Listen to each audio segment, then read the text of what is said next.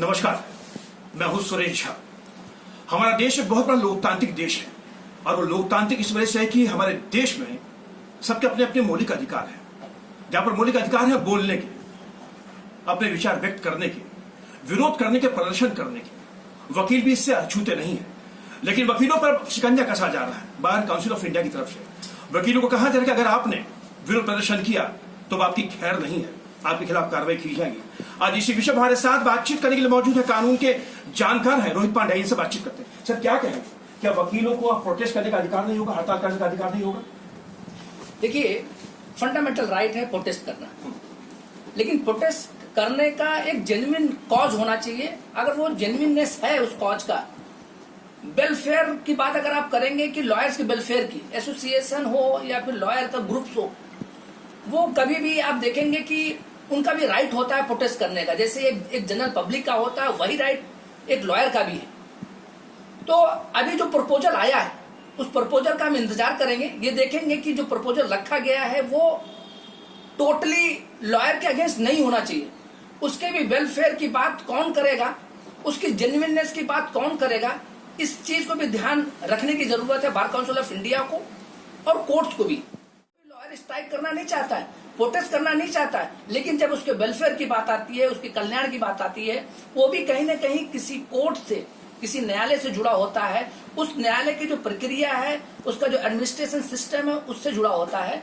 तो ये मामला हम प्रोटेस्ट पे इसलिए जाते हैं कि हमारी बात अगर नहीं सुनी जाती है तो हम प्रोटेस्ट करते हैं। लेकिन अभी जो प्रपोजल सामने आ रहा है, उस प्रपोजल में ये देखना होगा कि क्या लॉयर को स्ट्रिक्ट करने का क्या क्या पैमाने रखे जाएंगे, ये देखना होगा। Sir, bar council of India ने जो प्रपोजल तैयार किया है उसमें यह कहा गया है कि अगर कोई भी वकील अब अगर धरना करता है, प्रदर्शन करता है बगैर नोटिस दिए हुए, तो उसके खिलाफ कार्रवाई की जाएगी। कहाँ रखेंगे? और कहीं ना कहीं वकीलों को लेकर प्रोटेस्ट का भी आपने कह दिया कि सबसे लास्ट स्टेज होती है, तो वकील कहाँ जाएंगे अपनी बात लेकर? बिल्कुल आपने सही कहा। देखिए, मैं आपको फिर वही बात दोहराना चाहता हूँ। लॉयर हमेशा इस देश के लोगों को और न्याय दिलाने की बात करता है, हमेशा वो जनता के साथ है। जब भी कोई पीड़ित सामने आता है तो लॉयर इंगेज किया जाता है और वो कोर्ट में लॉ की बात करके उसको रिलीफ दिलाने की कोशिश करता है। अभी जिस तरीके से कुछ मामले आए हैं, कुछ अलग अलग स्टेट्स में आए हैं कि स्ट्राइक करके वो स्पीडी ट्रायल को रोकते हैं, स्पीडी जस्टिस को रोकते हैं, जो उनको रिलीफ मिलना होता है वो चीज नहीं मिलती है।